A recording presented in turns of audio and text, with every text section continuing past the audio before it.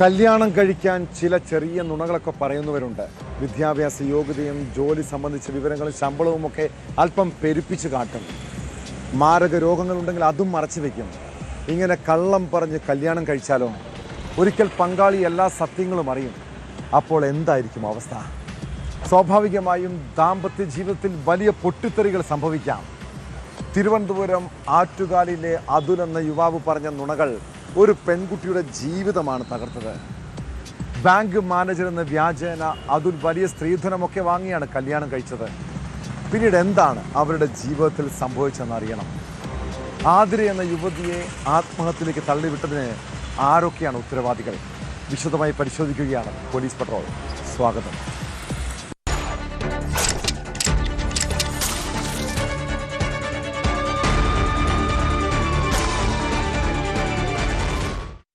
പെൺമക്കളെ നല്ല നിലയിൽ വിവാഹം കഴിപ്പിച്ച് അയക്കണമെന്നാണ് എല്ലാ മാതാപിതാക്കളും ആഗ്രഹിക്കുന്നത്.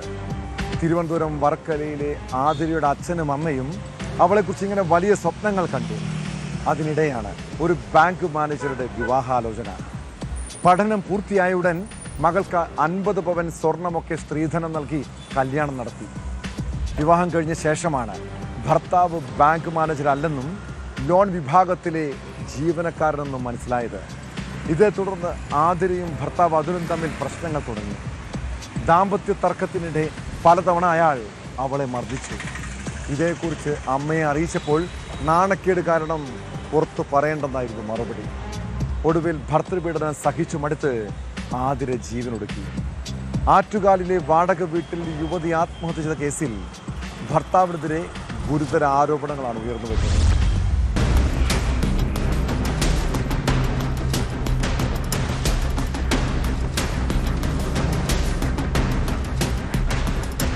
വെള്ളിയാഴ്ച വൈകുന്നേരം ആറ്റുകാലിലെ വാടക വീട്ടിൽ വെച്ച് ആരതിയും ഭർത്താവ് അതുലും തമ്മിൽ വഴക്കുണ്ടായി. തുടർന്ന് അതുൽ വീടിന് പുറത്തിരിക്കുമ്പോഴാണ് ആരതി കിടപ്പുമുറിയിൽ കയറി കതകടച്ചതിനുശേഷം ജീവനൊടുക്കിയത്. അതുൽ തന്നെ ഇക്കാര്യം തന്റെ സുഹൃത്തിനെയും പിന്നീട് പോലീസിനെയും വിളിച്ചറിയിച്ചു. പോലീസ് എത്തി മുറിയുടെ വാതിൽ ചവിട്ടി തുറന്നപ്പോഴാണ് ആതിരയെ തൂങ്ങി മരിച്ച നിലയിൽ കണ്ടെത്തിയത്. 1.5 വർഷം മുൻപായിരുന്നു ഇവരുടെ വിവാഹം. 50 പവനോളം സ്വർണം സ്ത്രീധനമായി നൽകിയാണ് വിവാഹം നടത്തിയത്. ഈ സ്വർണം അതുൽ പണയം വെച്ചുവെന്ന് ബന്ധുക്കൾ പറയുന്നു. കല്യാണം കഴിഞ്ഞ് 1.5 വർഷമായി. ഈ 1.5 വർഷത്തിനിടയിൽ 3 മാസം കഴിയുമ്പോൾ തൊട്ട് ഈ സ്വർണത്തിൻ്റെ അടുത്ത് പണയം വെപ്പും ആർപ്പാട് ജീവിതമായിട്ട് നടക്കുകയാണ്. അപ്പം സാമ്പത്തികം ഇല്ലാതെ വന്നപ്പോഴത്തേക്ക് ഇത് എടുത്ത് പണയം വെപ്പ് തന്ത തുടങ്ങി. തന്തയും വയ്ക്കാൻ കൊടുക്കാത്തതിന് പീഡനം സഹിക്കാത്തതുകൊണ്ടാണ് ഇവിടെ വാടക വീട്ടിലോട്ട് വന്നത്. ഭർത്തൃപീഡനം ചൂണ്ടിക്കാട്ടി ആരതിയുടെ അമ്മ ഫോർട്ട് പോലീസ് സ്റ്റേഷനിൽ പരാതി നൽകി. ഇന്നലെ വൈകിട്ട് 5:45 ആരതി അമ്മയെ ഫോണിൽ വിളിച്ച് ഭർത്താവുമായുള്ള പ്രശ്നങ്ങൾ പറഞ്ഞിരുന്നു. തുടർന്ന് ആത്മഹത്യാക്കുറിപ്പ് എഴുതി വയ്ക്കുകയും ചെയ്തു. ഇത് പോലീസ് കണ്ടെത്തിയിട്ടുണ്ട്. മെഡിക്കൽ കോളേജ് ആശുപത്രിയിൽ പോസ്റ്റ്മോർട്ടം നടപടികൾ പൂർത്തിയാക്കിയ ശേഷം മൃതദേഹം ബന്ധുക്കൾക്ക് വിട്ടു നൽകി.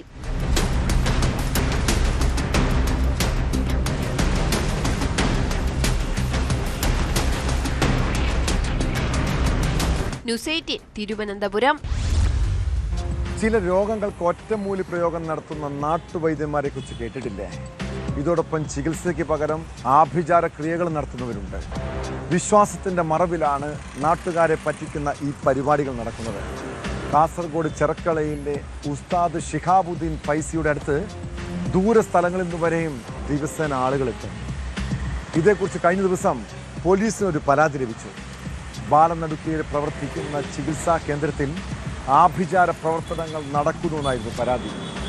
പിന്നാലെ ഷിഹാബുദ്ദീൻ ഫൈസിയുടെ വീട്ടിൽ പോലീസിൻ്റെയും ആരോഗ്യവകുപ്പിൻ്റെയും സംയുക്ത പരിശോധന.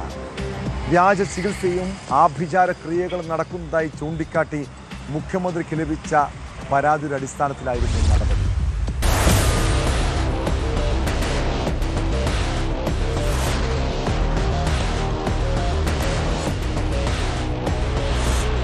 വ്യാജ ചികിത്സയും ആഭിചാര ക്രിയകളും നടക്കുന്നതായി ചൂണ്ടിക്കാട്ടി മുഖ്യമന്ത്രി വി ഡി സതീശന് ലഭിച്ച പരാതിയുടെ അടിസ്ഥാനത്തിൽ ചികിത്സാ കേന്ദ്രത്തിൽ പോലീസ് പരിശോധന.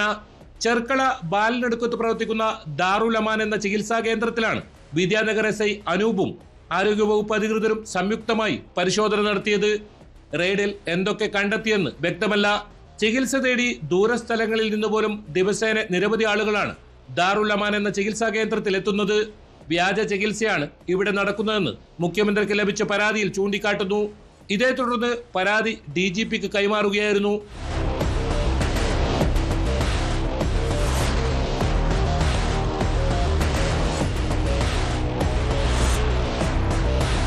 ചികിത്സാ പ്രവർത്തനങ്ങൾ നിയമാനുസൃതമാണോ എന്നും ലൈസൻസ് ഇല്ലാതെ ചികിത്സ നടത്തിയിട്ടുണ്ടോ എന്നും ആഭിചാരക്രിയയുടെ പേരിൽ ആളുകളെ തെറ്റിദ്ധരിപ്പിക്കുകയോ സാമ്പത്തിക തട്ടിപ്പ് നടത്തുകയോ ചെയ്തിട്ടുണ്ടോ എന്നതുമാണ് ഉദ്യോഗസ്ഥർ പരിശോധിച്ചത്. പരിശോധനയ്ക്കിടെ ചികിത്സയുമായി ബന്ധപ്പെട്ട രേഖകൾ, മരുന്നുകൾ, മറ്റു സാമഗ്രികൾ എന്നിവ ഉദ്യോഗസ്ഥർ പരിശോധിച്ചതായാണ് വിവരം. സംഭവവുമായി ബന്ധപ്പെട്ട് കൂടുതൽ വിവരങ്ങൾ ശേഖരിച്ചു വരികയാണ്.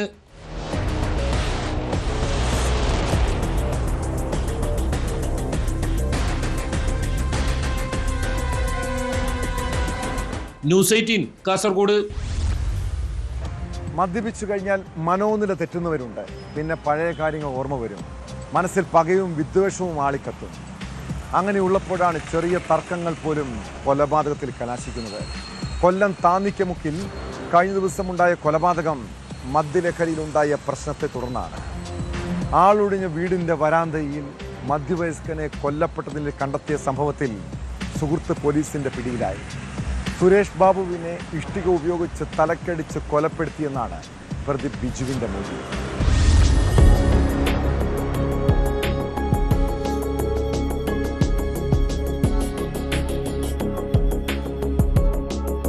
കഴിഞ്ഞ ദിവസമാണ് തലയിൽ രക്തം വാർന്നു മരിച്ച നിലയിൽ സുരേഷ് ബാബുവിനെ കണ്ടെത്തിയത്.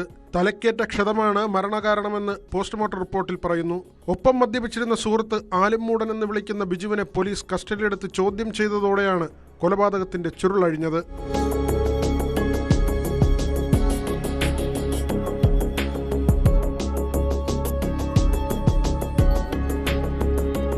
കടത്തിണ്ണകളിൽ അന്തിയുറങ്ങിയിരുന്ന ബിജുവും സുരേഷ് ബാബുവും ദിവസവും ഒരുമിച്ച് മദ്യപിക്കാറുണ്ടായിരുന്നു. കഴിഞ്ഞ ദിവസവും ഇരുവരും ചേർന്ന് മദ്യപിച്ചു. തുടർന്നുണ്ടായ തർക്കമാണ് കൊലപാതകത്തിലേക്ക് നയിച്ചത്. പെട്ടെന്നുള്ള ദേഷ്യത്തിൽ സുരേഷ് ബാബു ബിജുവിനെ തൊഴിച്ചതിലുള്ള വിരോധത്തിൽ ഇഷ്ടിക ഉപയോഗിച്ച് സുരേഷ് ബാബുവിന്റെ തലയ്ക്കടിക്കുകയായിരുന്നു. തുടർന്ന് രക്തം വാർന്നാണ് മരണം സംഭവിച്ചത്. പ്രതിയെ അറസ്റ്റ് ചെയ്ത അഞ്ചാലുംമൂട് പോലീസ് തെളിവെടുപ്പിന് ശേഷം കോടതിയിൽ ഹാജരാക്കി റിമാൻഡ് ചെയ്തു.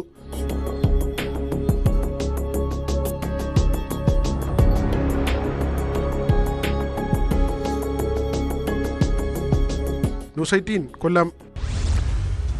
പെട്രോൾ ഒഴിച്ചുള്ള ആക്രമണവും കൊലപാതകവും തുടർക്കഥയായതോടെ പെട്രോൾ പമ്പുകളിൽ നിന്ന് കുപ്പിയിൽ ഇന്ധനം നൽകരുതെന്ന് നിർദ്ദേശമുള്ളതാണ്. എന്നാൽ ചില ആളുകൾക്ക് ഈ നിയമമൊന്നും ബാധകമല്ല. കുപ്പിയിൽ പെട്രോൾ കൊടുത്തില്ലെങ്കിൽ പമ്പ് ജീവനക്കാർക്കാണ് പഴി മുഴുവൻ. പിന്നെ ജീവനക്കാരെ മർദ്ദിക്കുന്നത് പതിവ് കാഴ്ചയാണ്. കൊല്ലം പുനലൂർ വാളക്കോട് പെട്രോൾ പമ്പിൽ ഭീകരാന്തരീക്ഷം സൃഷ്ടിച്ച് ജീവനക്കാരനെ മർദ്ദിച്ച കേസിൽ രണ്ടാമത്തെ പ്രതിയും പിടിയിലായി. പുനലൂർ സ്വദേശി വിഷ്ണു വിജയനെയാണ് പോലീസ് അറസ്റ്റ് ചെയ്തത്.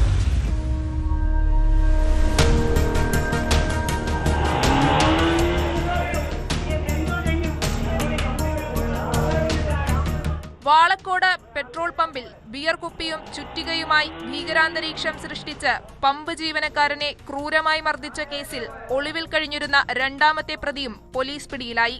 പുനലൂർ സ്വദേശി വിഷ്ണു വിജയനാണ് പുനലൂർ പോലീസിന്റെ പിടിയിലായത്. അറസ്റ്റിലായ പ്രതിയെ വാളക്കോട്ടെ പെട്രോൾ പമ്പിലെത്തിച്ച് പോലീസ് തെളിവെടുപ്പ് നടത്തി. സംഭവവുമായി ബന്ധപ്പെട്ട് പുനലൂർ സ്വദേശിയായ അൻസൽ നേരത്തെ അറസ്റ്റിലായിരുന്നു. കഴിഞ്ഞ വെള്ളിയാഴ്ച രാത്രി 10:30യോടെയായിരുന്നു സംഭവം. ബിയർ കുപ്പിയുമായി പെട്രോൾ വാങ്ങാനെത്തിയ ബൈക്ക് യാത്രക്കാരായ പ്രതികൾ പമ്പ് ജീവനക്കാരനുമായി തർക്കത്തിലായി. തർക്കത്തിനൊടുവിൽ പ്രതികൾ ചുറ്റികയും ബിയർ കുപ്പിയുമായി എത്തി ജീവനക്കാരനെ ക്രൂരമായി മർദ്ദിക്കുകയും പമ്പ് പരിസരത്ത് കൊലവിളി നടത്തി ഭീകരാന്തരീക്ഷം സൃഷ്ടിക്കുകയുമായിരുന്നു.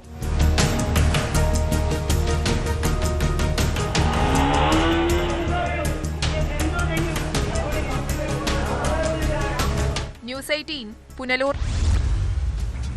പൊതുപ്രവർത്തകർക്കും ചലച്ചിത്ര താരങ്ങൾക്കുമെതിരെ പല രീതിയിലുള്ള ആരോപണങ്ങളും വിമർശനങ്ങളും ട്രോളുകളും ഒക്കെ ഉണ്ടാകാം. സഹപ്രവർത്തകർ തമ്മിൽ കളിയാക്കലും ആക്ഷേപങ്ങളും സ്വാഭാവികമാണ്. എന്നാൽ ഇത്തരം കളിയാക്കലുകളിൽ പോലീസിന് നടപടി സ്വീകരിക്കാൻ കഴിയുമോ? സ്ത്രീത്വത്തെ അപമാനിച്ചാൽ കേസെടുക്കാം. അല്ലാതെ ചെറിയ ഗോസിപ്പുകളാണെങ്കിലോ? നടൻ ടിനി ടോമിനെതിരായ നടി അൻസിബിയുടെ പരാതിയിൽ കേസെടുക്കാനാകില്ലെന്നാണ് police report. Kadavanthra CI Ernakulam central ACPക്ക് റിപ്പോർട്ട് നൽകി. മറ്റൊരാൾ പറഞ്ഞത് കേട്ടതിൻ്റെ അടിസ്ഥാനത്തിൽ കേസെടുക്കാനാകില്ലെന്നാണ് പോലീസിന്റെ നിലപാട്.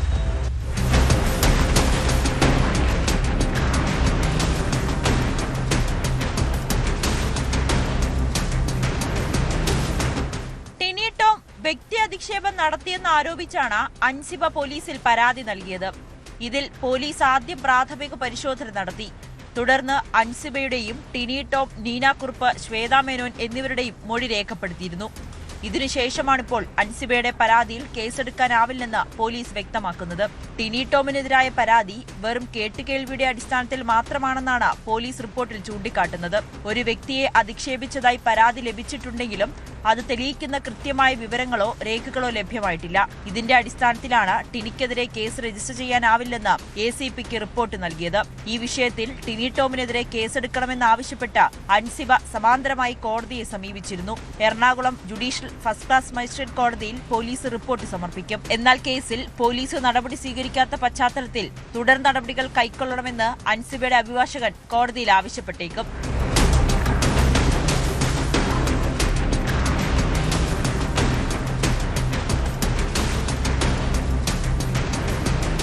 ന്യൂസ് 18 കൊച്ചി. വേലി തന്നെ വിളവ് തിന്നുക എന്ന ചൊല്ല് നമ്മൾ പലപ്പോഴും കേൾക്കാറുള്ളതാണ്. മലപ്പുറം കരിപ്പൂരിൽ പോലീസ് സ്റ്റേഷനിൽ യഥാർത്ഥത്തിൽ അതാണ് സംഭവിച്ചത്. പോലീസ് ഉദ്യോഗസ്ഥന്റെ അറിവില്ലാതെ സ്റ്റേഷനിൽ നിന്നും സ്വർണം മോഷണം പോകുമോ? പലപ്പോഴായി കളഞ്ഞു കിട്ടി നാട്ടുകാർ സ്റ്റേഷനിൽ ഏൽപ്പിച്ച സ്വർണ്ണാഭരണങ്ങളാണ് കാണാതായത്. മോഷണം സ്ഥിരീകരിച്ച് കൊണ്ടോട്ടി ASP മലപ്പുറം SPക്ക് റിപ്പോർട്ട് നൽകി. മുൻപ് സ്റ്റേഷനിൽ ഉണ്ടായിരുന്ന ഒരു ഉയർന്ന പോലീസ് ഉദ്യോഗസ്ഥൻ തന്നെയാണ് മോഷണത്തിന് പിന്നിലെന്നാണ് സൂചന. ഇത് പോലീസ് സേനയ്ക്ക് തന്നെ നാണക്കേടായിരിക്കുകയാണ്.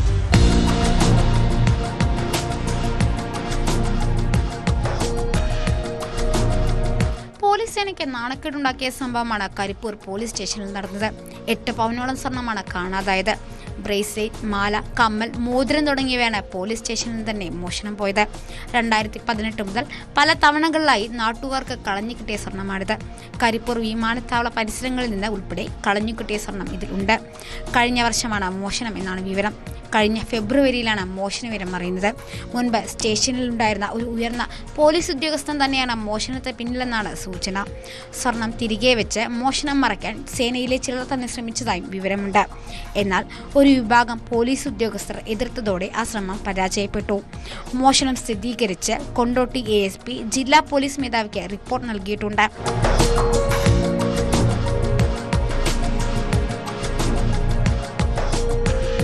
ന്യൂസ് 18 മലപ്പുറം.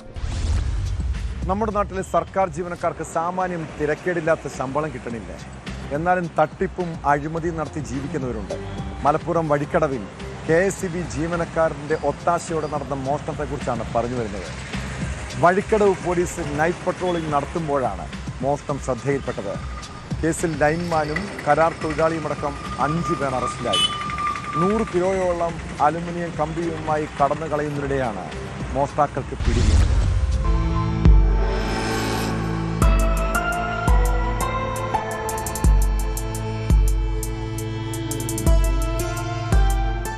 വെള്ളിയാഴ്ച പുലർച്ചെ 3 മണിയോടെയാണ് സംഭവം.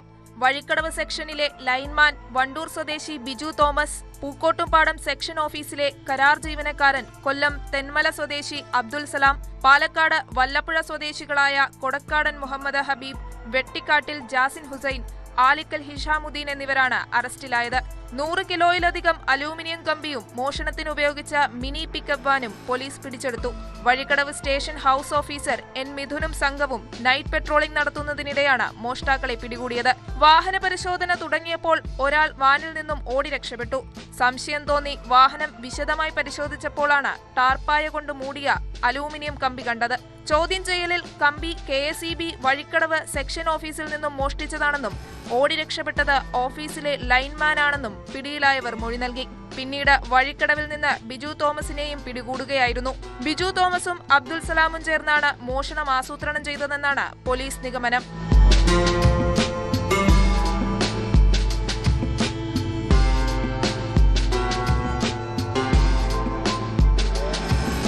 ന്യൂസ് 18 മലപ്പുറം. ഓപ്പറേഷൻ തൂഫാൻ സംസ്ഥാനത്ത് ആഞ്ഞു വീശുമ്പോൾ മയക്കുമരുന്ന് മാഫിയ ലഹരിക്കടത്തിന് പുതിയ രീതികൾ തേടുകയാണ്. തൃശൂരിൽ യുവതികളടങ്ങുന്ന സംഘം MDMA കടത്തിയത് രഹസ്യഭാഗത്ത് ഒളിപ്പിച്ചാണ്.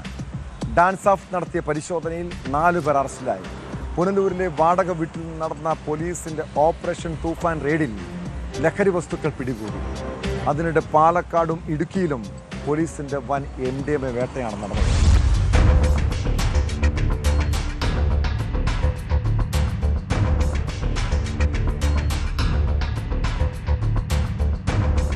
തൃശൂരിൽ സിറ്റി ഡാൻസ് ഓഫിന് ലഭിച്ച രഹസ്യവിവരത്തെ തുടർന്ന് നടത്തിയ പരിശോധനയിലാണ് 2 യുവതികൾ ഉൾപ്പെടെ 6 അംഗ സംഘം പിടിയിലായത്. ഇവരിൽ നിന്ന് 320 ഗ്രാം MDMA പിടികൂടി. തൃശൂർ വാണിയമ്പാറയിൽ നടത്തിയ ആദ്യഘട്ട വാഹന പരിശോധനയിലാണ് ഗുരുവായൂർ സ്വദേശികളായ ഷിഫാസ്, ജിഷ്ണു, വിദ്യ, ശ്രീലക്ഷ്മി എന്നിവർ പിടിയിലായത്. ശ്രീലക്ഷ്മിയുടെ രഹസ്യഭാഗത്ത് ഒളിപ്പിച്ച നിലയിൽ 2 ഗ്രാം MDMA കണ്ടെടുത്തു. കൂടുതൽ ചോദ്യം ചെയ്തതോടെ ഷിഫാസിന്റെ വീട്ടിൽ നിന്നും 18 ഗ്രാം MDMA പിടിച്ചെടുത്തു. ഇതോടെ പ്രതികളെ വിശദമായി ചോദ്യം ചെയ്തപ്പോഴാണ് ചാവക്കാട് പഞ്ചസാരമുക്കിലും അലൂമിനിയം ഫാബ്രിക്കേഷൻ കടയിൽ നിന്നും 300 ഗ്രാം MDMA കണ്ടെടുത്തത്. ഈ സംഭവത്തിലാണ് പാലയൂർ സ്വദേശി അൻഷാദും ചക്കക്കണ്ടം സ്വദേശി ഷബീറും പിടിയിലായത്. ഒരു കവറിൽ 3 പാക്കറ്റിലായി സൂക്ഷിച്ച നിലയിലായിരുന്നു MDMA.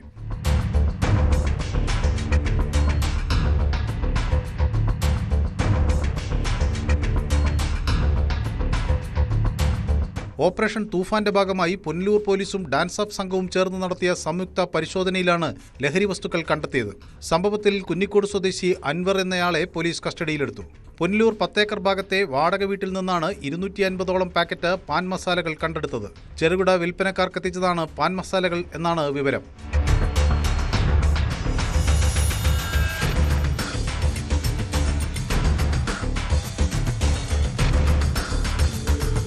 ന്യൂസ് 18 പുനലൂർ.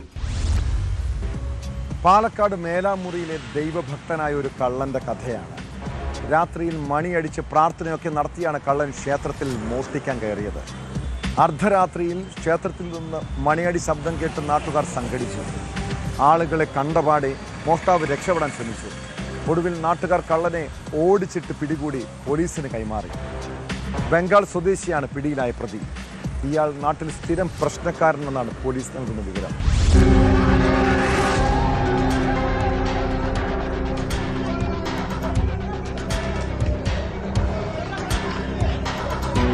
പാലക്കാട് മേലാമുറി ബാലഗണപതി ക്ഷേത്രത്തിലാണ് കൗതുകകരമായ മോഷണം നടന്നത്.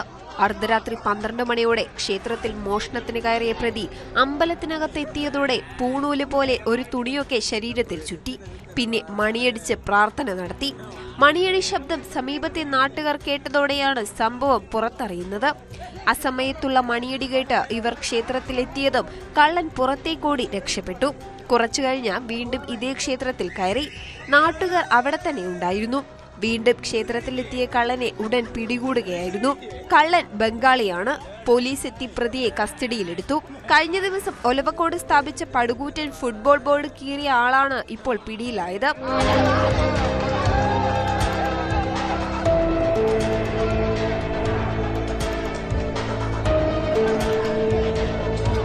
ന്യൂസ് 18 പട്ടാമ്പി.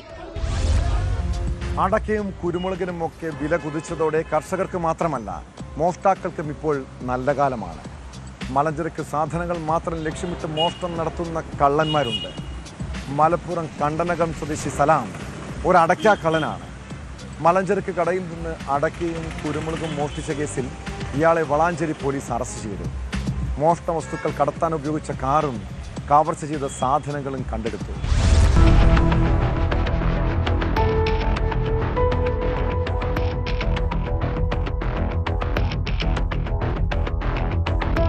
ഇരുമ്പിളിയം ടൗണിൽ പ്രവർത്തിക്കുന്ന മലഞ്ചരക്ക് വ്യാപാര സ്ഥാപനത്തിന്റെ മേൽക്കൂര തകർത്ത് വിലപിടിപ്പുള്ള മലഞ്ചരക്ക് സാധനങ്ങൾ മോഷ്ടിച്ച കേസിലാണ് യുവാവിനെ തൊണ്ടിസഹിതം പിടികൂടിയത്. കാലടി കണ്ടനകം സ്വദേശി നടുത്തൊടിയിൽ സലാമിനെ വളാഞ്ചേരി പോലീസ് അറസ്റ്റ് ചെയ്തു. അടയ്ക്ക, കുരുമുളക്, വെളിച്ചെണ്ണ എന്നിവയാണ് മോഷ്ടിച്ചിരുന്നത്. മോഷണ വസ്തുക്കൾ കടത്താൻ ഉപയോഗിച്ച കാറും മോഷ്ടിക്കപ്പെട്ട സാധനങ്ങളും പോലീസ് കണ്ടെടുത്തു. കടയുടെയും പരിസരത്തെയും CCTV ക്യാമറ ദൃശ്യങ്ങൾ കേന്ദ്രീകരിച്ച് നടത്തിയ അന്വേഷണത്തിലാണ് സലാമിനെ പോലീസ് പിടികൂടിയത്. മോഷണ മുതലുകൾ എടപ്പാൾ മാണൂരിലെ കടയിലാണ് വിൽപ്പന നടത്തിയിരുന്നത്.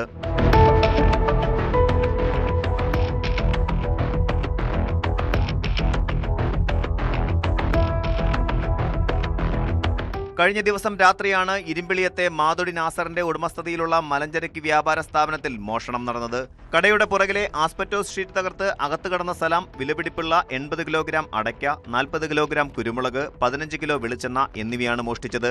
രാവിലെ കട തുറക്കാനെത്തിയപ്പോഴാണ് നാസർ മോഷണ വിവരം അറിഞ്ഞത്. ഉടൻ വളാഞ്ചേരി പോലീസിൽ വിവരമറിയിച്ചു. മാസങ്ങൾക്ക് മുൻപും ഇതേ സ്ഥാപനത്തിൽ സമാനമായ രീതിയിൽ മോഷണം നടന്നിരുന്നു. തുടർച്ചയായി ഉണ്ടാകുന്ന ഇത്തരം സംഭവങ്ങൾ ഇരുമ്പിളിയം പ്രദേശത്തെ വ്യാപാരികളെയും നാട്ടുകാരെയും ആശങ്കയിലാഴ്ത്തിയിട്ടുണ്ട്. പ്രദേശത്ത് പോലീസ് നൈറ്റ് പെട്രോളിംഗ് ശക്തമാക്കണമെന്നാണ് നാട്ടുകാരുടെ ആവശ്യം.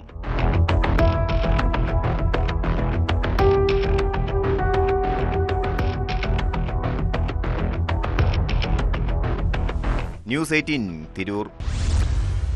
ഭാര്യയും മക്കളുമൊക്കെ ഉള്ളവരുടെ വാർദ്ധക്യകാലത്തെ പ്രതീക്ഷ അവസാനം ഒരു തുള്ളി വെള്ളമെങ്കിലും തരാനും അന്ത്യകർമ്മങ്ങൾ ചെയ്യാനും ഉത്തരവുണ്ടാകുമെന്നാണ്. എന്നാൽ ഇക്കാലത്ത് അങ്ങനെ ആരും മനസ്സിൽ വലിയ ആഗ്രഹമൊന്നും വെച്ച് പുലർത്തേണ്ട കേട്ടോ. കാസർഗോഡ് മീഞ്ച സ്വദേശിയായ നാരായണന് 2 ഭാര്യമാരും മക്കളും ഉണ്ടായിട്ടും രോഗാവസ്ഥയിൽ നോക്കാൻ പോലും ആരും ഉണ്ടായില്ല. മരണശേഷം മൃതദേഹം ഏറ്റുവാങ്ങാൻ മക്കളും ഉറ്റവരും തയ്യാറായില്ല. എന്നാൽ മക്കളുടെ സ്ഥാനത്ത് അന്ത്യകർമ്മങ്ങൾ ചെയ്ത മനുഷ്യത്വമുള്ള ഒരു ജനപ്രതിനിധിയെക്കുറിച്ച് അറിയണം. ജില്ലാ പഞ്ചായത്ത് അംഗം ഇർഫാന ഇക്ബാലാണ് ഹൈന്ദവ ആചാരപ്രകാരം ചിതയൊരുക്കി കർമ്മങ്ങൾ ചെയ്തത്. സ്വന്തം അച്ഛനെ വാർദ്ധക്യകാലത്ത് അനാഥത്വത്തിലേക്ക് തള്ളിവിട്ട മക്കളും ഓർക്കണം കേട്ടോ, നാളെ നിങ്ങൾക്കും ഈ അവസ്ഥ ഉണ്ടാകുമെന്ന്.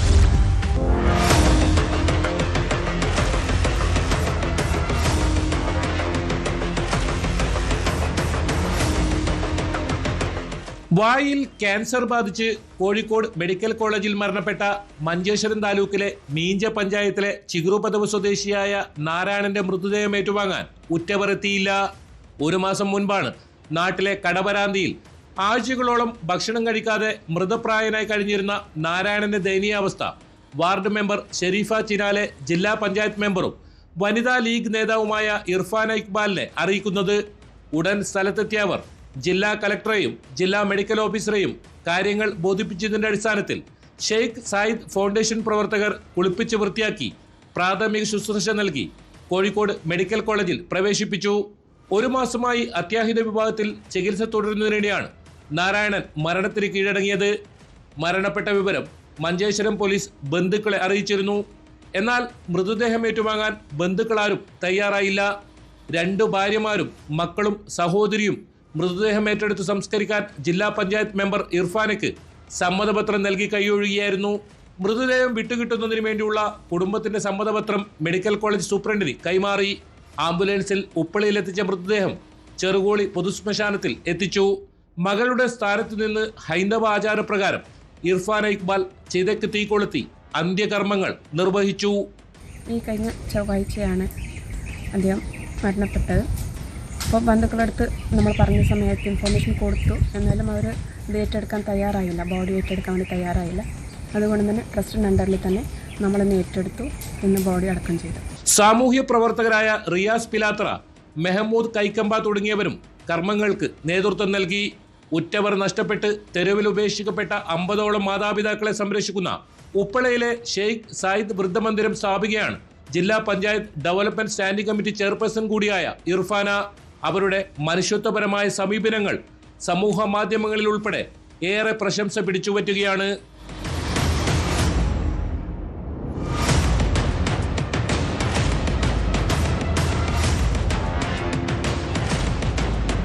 ന്യൂസ് 18 കാസർഗോഡ്. ശബരിമല സ്വർണ്ണക്കൊള്ളക്കേസിലെ മുഖ്യപ്രതി ഉണ്ണികൃഷ്ണൻ പോറ്റിയെ വീണ്ടും ചോദ്യം ചെയ്ത് പ്രത്യേക അന്വേഷണ സംഘം. കേസിൽ അന്തിമ റിപ്പോർട്ട് തിങ്കളാഴ്ച സമർപ്പിക്കാനിരിക്കെയാണ് ചോദ്യം ചെയ്യൽ. 2025 ശബരിമലയിൽ നിന്ന് സ്വർണ്ണപ്പാളികൾ കൊണ്ടുപോയതിലും ഉണ്ണികൃഷ്ണൻ പോറ്റിയിൽ നിന്ന് വിവരങ്ങൾ തേടി. ഇതിൽ അന്നത്തെ Devaswom board president PS Prashant, board അംഗങ്ങൾ, ഉദ്യോഗസ്ഥർ എന്നിവരുടെ പങ്ക് സംബന്ധിച്ചും വ്യക്തത തേടിയെന്നാണ് വിവരം.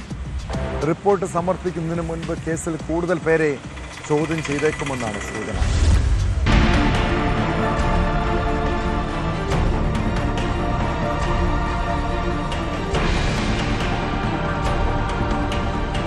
ശബരിമല സ്വർണ്ണക്കൊള്ള കേസിൽ ഈ മാസം 29-നകം അന്തിമ റിപ്പോർട്ട് സമർപ്പിക്കാനാണ് അന്വേഷണ സംഘത്തിന് ഹൈക്കോടതി നൽകിയിരിക്കുന്ന നിർദ്ദേശം.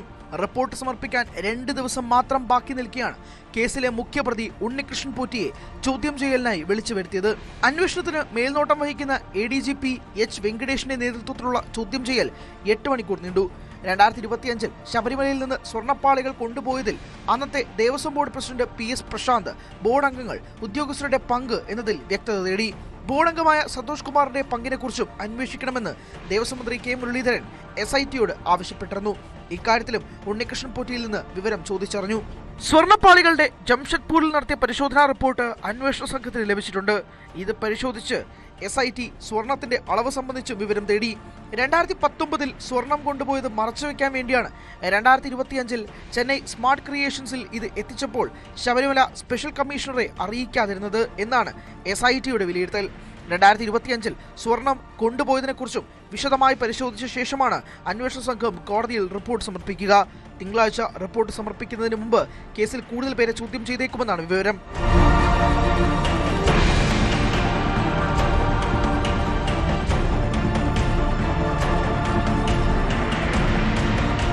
ന്യൂസ് 18 തിരുവനന്തപുരം.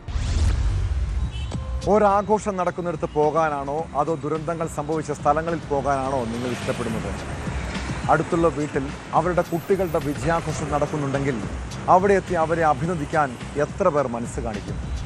ഇനി അയൽവാസിയുടെ മക്കൾ വിദേശ രാജ്യങ്ങളിലേക്ക് പോകാൻ യാത്രയാകുമ്പോൾ അവർക്കൊരു ഓൾ ദ ബെസ്റ്റ് പറയാനുള്ള തുറന്ന സമീപനം എത്ര പേർ കാണിക്കാറുണ്ട്?